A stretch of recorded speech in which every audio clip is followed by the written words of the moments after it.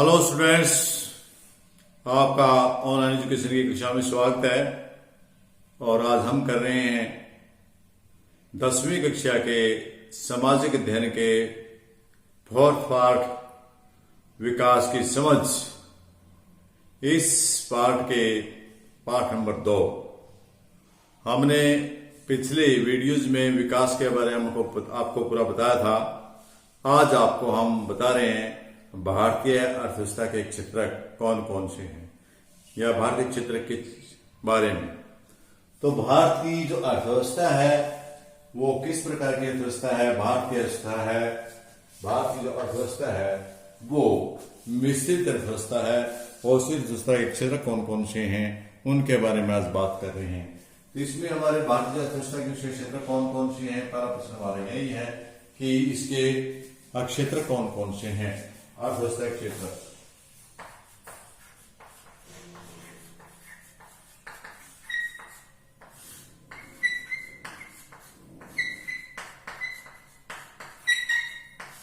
इसके क्षेत्र है आपके नंबर 1 प्राथमिक,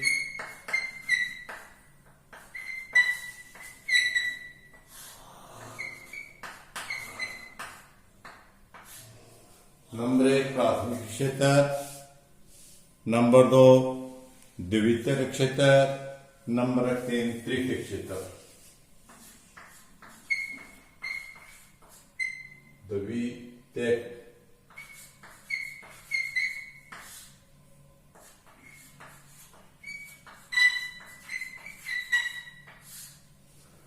प्राथमिक क्षेत्र,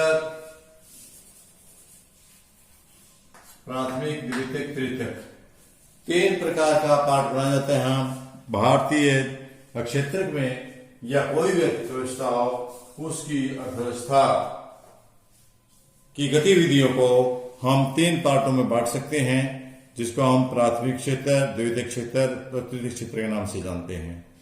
जितने भी आर्थिक गतिविधियों में लोग होंगे, जितने भी आर्थिक गतिविधियों में कुछ लोग इसमें आ जाएंगे, कुछ इसमें आ जाएंगे, कुछ उसमें आ जाएंगे। इस प्रकार 3 प्रकार की गतिविधियों में बांटे जाते हैं। अब हम सबसे पहले बात करते हैं इस प्राथमिक क्षेत्र की।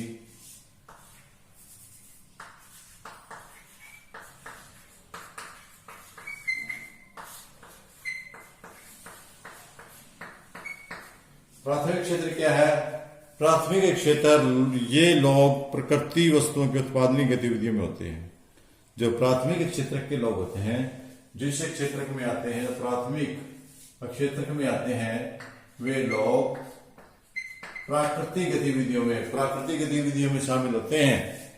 प्राकृतिक वस्तुओं का उत्पादन करने में भाग ले, जैसे कृषि करना, प्राकृतिक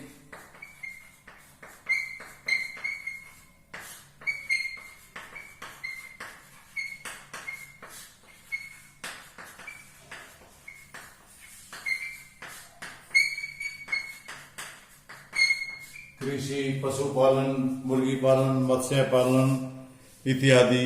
इसके साथ खनन करना, पेड़ काटना,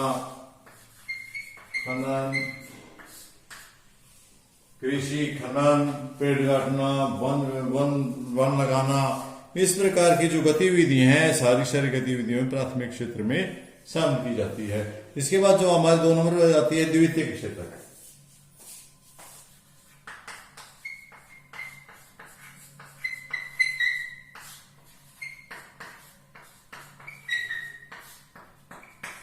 द्वितीयक क्षेत्र में कौन सी गतिविधि आती हैं? इसमें गतिविधि आती हैं, इस क्षेत्र के लोग प्राकृतिक उत्पादों को संसाधित करके नई वस्तुओं में उत्पादन में लगे रहते हैं। क्या करते हैं?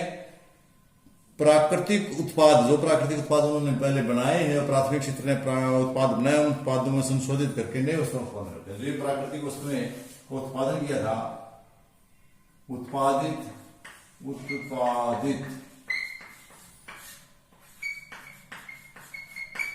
वस्तुओं में संशोधन करके नई वस्तुओं का उत्पादन।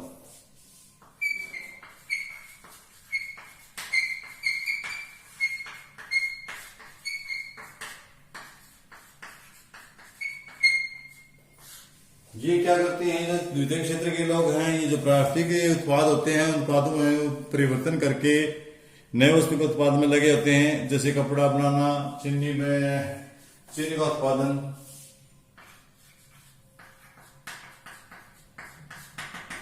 कपड़ा बनाना, चीनी का उत्पादन। क्योंकि प्राथमिक क्षेत्र में किसान गन्ना बोता है, बो करके इसको काटता है, उस गन्ने से ये लोग चीनी करते हैं। अर्थात हम कह सकते हैं कि इसमें उद्योग जगत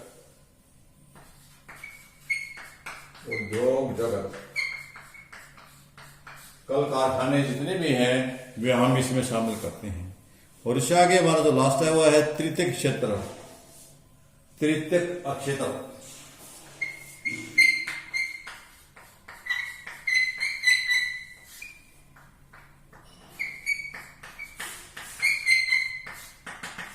तृतीयक क्षेत्र में कौन कौन से आते हैं?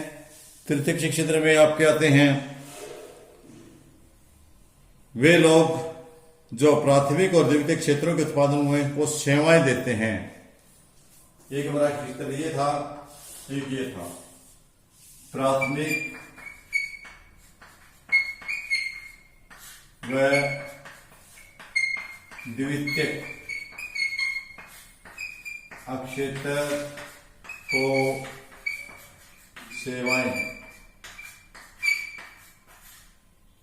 कौन को करते हैं? क्योंकि सेवाएं जितनी भी है तृतीयक क्षेत्र में आती हैं। ये लोग परिवहन कर्मचारी हो सकते हैं, डॉक्टर हो सकते हैं, चिकित्सक हो सकते हैं, वकील हो सकते हैं, टीचर हो सकते हैं, नाई, धोबी, मोची, जितने भी प्रकार के ये लोग हैं सारे के सारे लोग इन लोगों को सेवाएं देते हैं। या तो द्वितीयक प्राथमिक क्षेत्र को सेवा देते हैं या द्वितीयक क्षेत्र को देते हैं। उन सभी को हम तृतीयक क्षेत्र की श्रम गिनते हैं। अर्थात हम कह सकते हैं कि कोई नौकरी वाला काम है, नौकरी, वह सारे के सारे हम इसमें शामिल करते हैं और इनको हम सेवाएं बोलते हैं। जो भी प्राथमिक और द्वितीयक क्षेत्र को कोई सेवाएं उत्पन्न कराते हैं उनको बोलते हैं सेवाएं। इसमें नौकरी, कर्मचारी, नौकर, कर्मचारी, चालक इत्यादि इसमें शामिल होते हैं। डॉक्टर,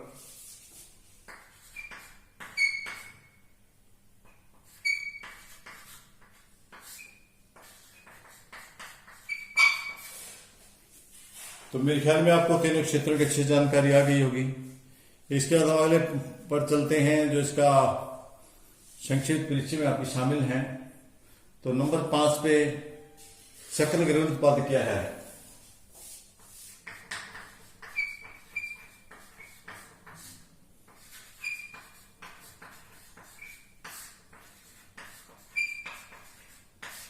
इसको हम जीडीपी भी कहते हैं। सकल घरेलू उत्पादन, सकल मैंने सारा, घरेलू मैंने अपने देश का, विशेष क्षेत्र का, और उत्पादन उत्पाद, या हम ये कह सकते किसी विशेष वर्ष में प्रत्येक क्षेत्र द्वारा उत्पादित वस्तुओं और सेवाओं का कुल मूल्य। सकल कुल घरेलू क्षेत्र का उत्पाद, हम किसी भी देश का जो सारा उत्पादन है, सकल कुल उत्पाद,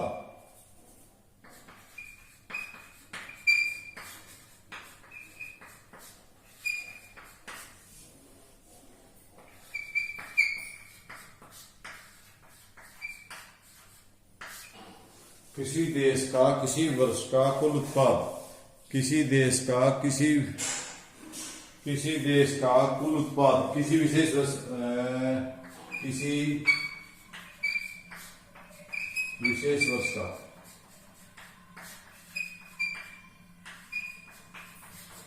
तीन बातें हैं, किसी देश का है कुल उत्पाद, किसी विशेष वर्ष का है, उसे कहते हैं हम कुल उत्पाद। अंग्रेजी में बोलते हैं ग्रॉस, जैसे हम अंग्रेजी में लिखना है gross, gross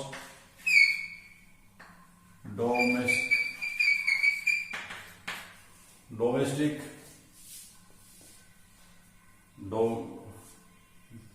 domestic grade product P product, ये इसको बोलेंगे हम, क्या बोलेंगे हम, इसको बोलेंगे हम ग्रॉस डोमेस्टिक प्रोडक्ट, इस नाम से भी इसको जाना जाता है। इसके बाद ये मेरे ख्याल में आपको अच्छे से समझ में आ गया, क्योंकि इसकी कई बार फुल फॉर्म पूछी जाती है कि जीडीपी की फुल फॉर्म बताएं। तो जीडीपी की फुल फॉर्म आपके सामने मैंने लिख दी है, वो आपने नोट करनी है और इसको लिख के आपने बताना भी है, ठीक है। इसके बाद कई एक और दो छोटी छोटियां हैं फुल फॉर्म में, वो आपसे पूछ ली जाती हैं, तो उनके बारे में आपको मैंने शायद पिछली वीडियोज में आपको बताया था, क्लियर किया था आपने, वो लिखी होंगी और उनको याद कर लेना है आपने, उनको इसमें बताना भी है, ठीक। ग्रॉस डोमेस्टिक प्रोडक्शन भी कह देते हैं और प्रोडक्ट भी कह देते हैं, वो आपकी मर्जी है, इसको प्रोडक्ट बोलें या प्रोडक्शन बोलें, इससे कोई खास फर्क पड़ने वाला नहीं है। चलें आगे, चलो चलते हैं आगे। बेरोजगारी,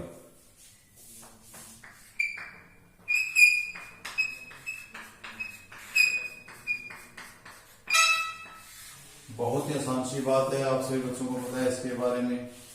बेरोजगारी क्या है? बेरोजगारी ऐसी दशा जब लोगों की उनकी योग्यता और इच्छा के अनुरूप काम नहीं मिलता, उसको बेरोजगारी कहते हैं।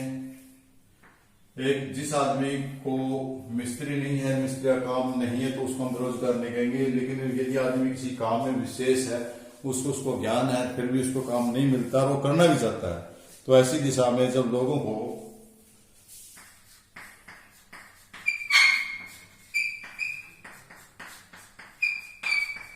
जिसमें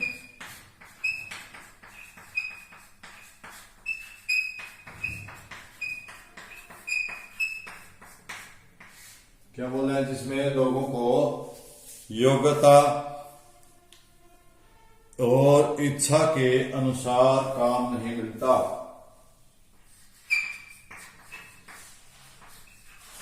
इच्छा ना हो तो भी बेरोजगारी नहीं कहेंगे।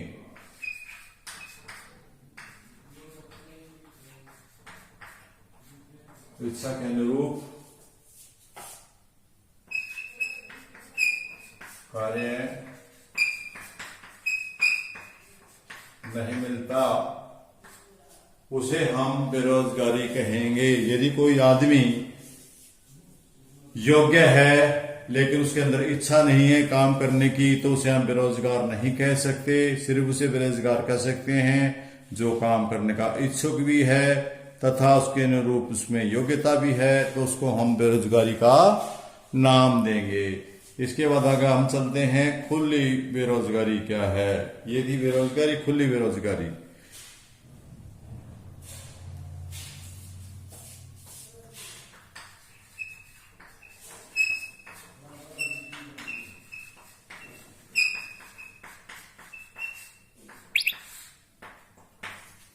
खुली बेरोजगारी किसे कहते हैं? खुली बेरोजगारी ऐसी स्थिति है जिसमें काम करने इच्छुक लोगों को काम नहीं मिलता और वो खाली बैठे रहते हैं।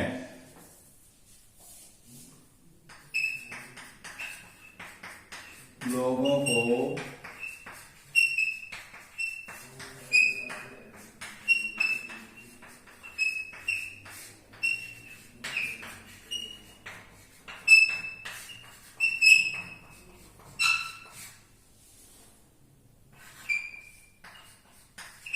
खाली बैठे रहना पड़ता है। ऐसी दशा जिसमें लोगों को योग्यता होते हुए, इच्छा होते हुए भी कोई काम नहीं मिलता, बल्कि उन्हें खाली बैठे रहना पड़ता है, उन्हें हम खुली बेरोजगारी कहते हैं। इसके बाद हम चलते हैं आगे। 7 प्रश्न नंबर 8,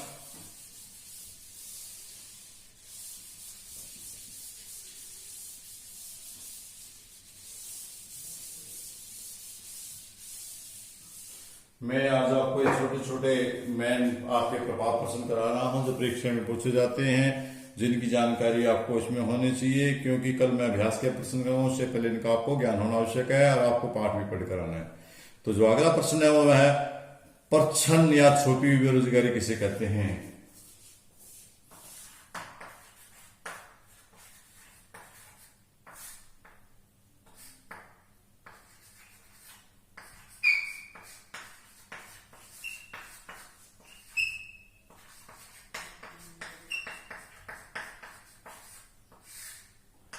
परीक्षा में कई बार आपसे ये पूछ लिया जाता है कि छुपी हुई बेरोजगारी क्या है, या ये पूछ लिया जाए परछन बेरोजगारी क्या है। तो ऐसी स्थिति जिसमें काम में आवश्यकता से अधिक लोग लगे हों, यदि उनमें से कुछ लोगों को हटाकर दूसरे काम पर लगा दिया जाए तो उत्पादन कोई प्रभाव ना पड़े। तो ऐसी स्थिति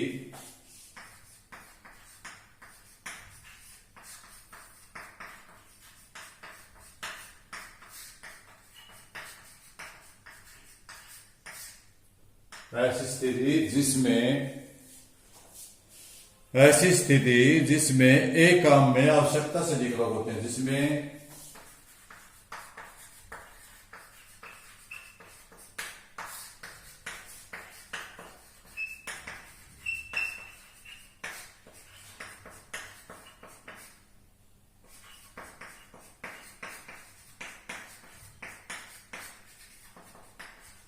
उनमें से कुछ को हटा दिया जाए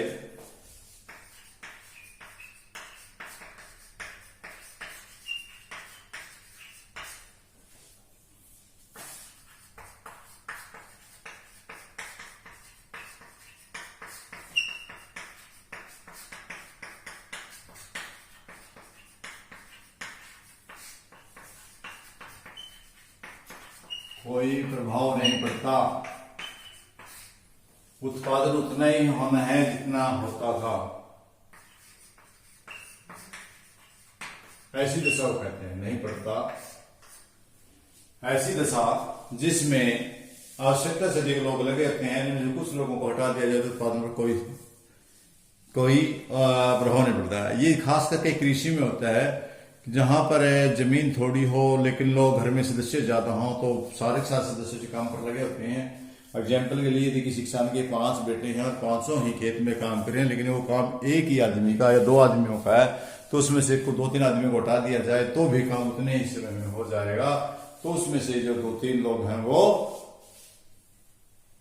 छुपी हुई बेरोजगारी है। वहां देखने में तो सभी लोग काम पर लगे हुए हैं, लेकिन सब लोगों का वह काम नहीं है, काम तो सिर्फ 2-3 लोगों का काम है। इसलिए उन बाकी लोगों को हटा दिया जाए तो भी उसके उत्पादन, जो कृषि में उत्पादन होगा, उस पर कोई प्रभाव नहीं पड़ता है। इसके बाद अगला पॉइंट हमारा सार्वजनिक क्षेत्र, सरकारी नियंत्रण में चलने वाली गतिविधियां जिनका मुख्य उद्देश्य से सब लोगों का हित होता है, उसको सार्वजनिक क्षेत्र कहते हैं। नंबर 9,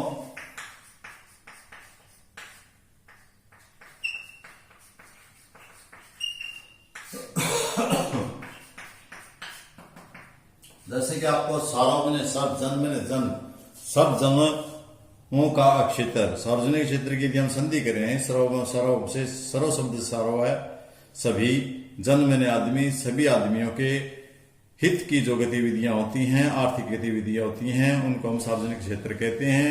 इसलिए सरकारी नियंत्रण में चलने वाली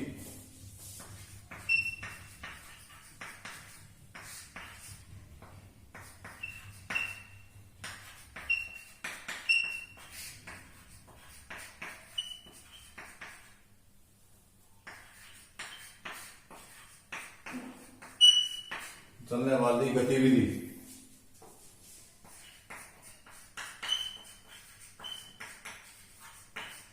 कितनी हो जाए सरकारी क्षेत्र में चलने वाले, इस पे सरकार का नियंत्रण सरकार के द्वारा चलाई जाती हो, ऐसी सारी की सारी गतिविधियां और जिनका मुख्य उद्देश्य गतिविधि और जिनका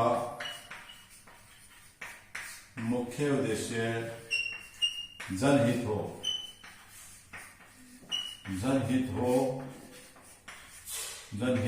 उनको हम सार्वजनिक क्षेत्र कहेंगे। जैसे आपका सरकारी स्कूल, सरकारी अस्पताल, इनमें सरकार को इनकम न होकर भी सरकार इन पर पैसा क्यों लगाती है? ताकि लोगों का हित हो, ज्यादा से ज्यादा लोगों को उसका फायदा मिले, गरीब से गरीब पब्लिक उसका फायदा उठा सके। इसलिए सार्वजनिक क्षेत्र का मुख्य उद्देश्य समाज कल्याण होता है। इसके बाद अगर हमारा निजी क्षेत्र, जैसे कि इसका निजी क्षेत्र इसका बिल्कुल उल्टा है कि निजी व्यक्तियों के स्वामित्व में चलने वाली गतिविधियों का मुख्य उद्देश्य होता है जहां का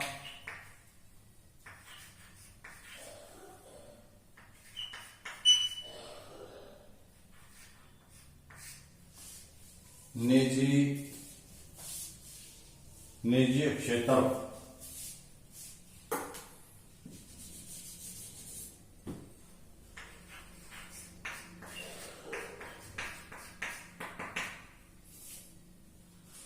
निजी क्षेत्र कहते हैं उसमें तो सब लोगों का होता है। निजी क्षेत्र में सब लोगों का ना होकर के किसी विशेष व्यक्ति का होता है। इसका स्वामित्व किसी निजी व्यक्तियों के हाथ में होता है। इसलिए हम निजी व्यक्तियों के स्वामित्व में चलने वाली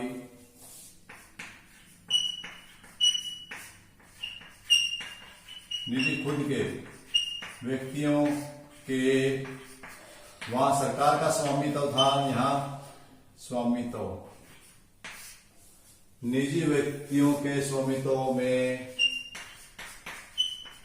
चलने वाली गतिविधि और जिसका मुख्य उद्देश्य है, जिनका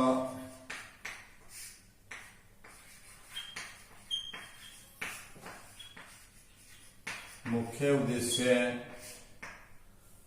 लाभ कमाना होता है।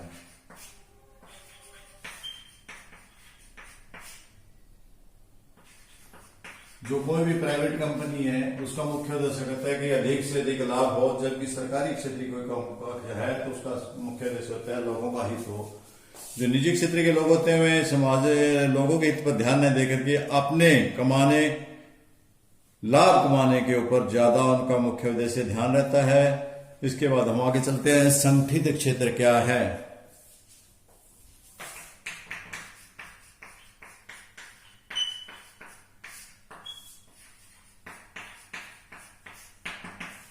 ये प्रश्न आपको विशेष रूप से जानने की जरूरत है। ये हम कई बार एग्जाम में पूछा जाता है।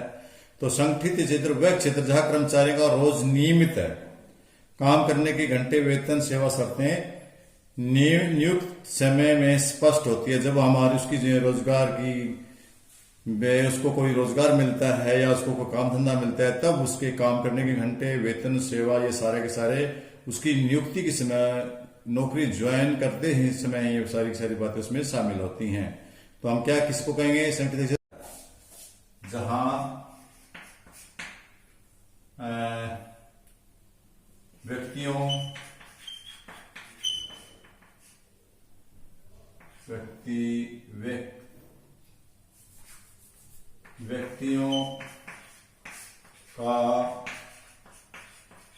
रोजगार नियमित होता है। नियुक्ति के समय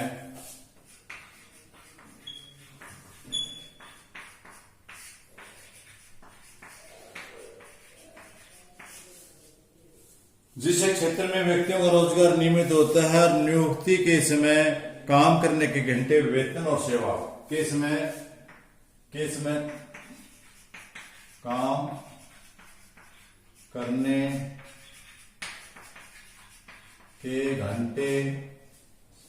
करने के घंटे, सेवा, वेतन, शर्तें,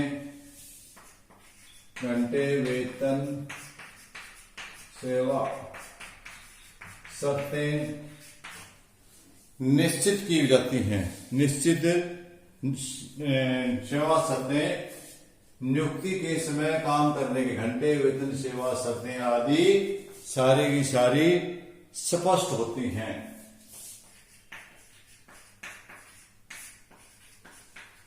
यानी ऑलरेडी उसको पता होता है, सारा सिस्टमेटिक है। संक्षेप में कहें तो सारा का सारा काम सिस्टमेटिक होता है। इसके बाद हम अगले पॉइंट पर चलते हैं। असंगठित क्षेत्र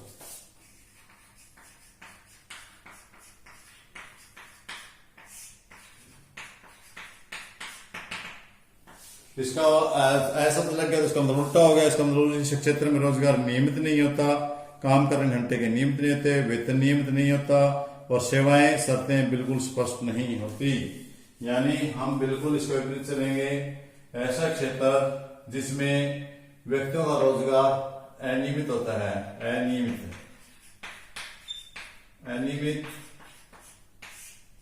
और उसके बाद नियुक्ति के समय, काम करने के घंटे, वेतन, सेवा शर्तें अस्पष्ट होती हैं।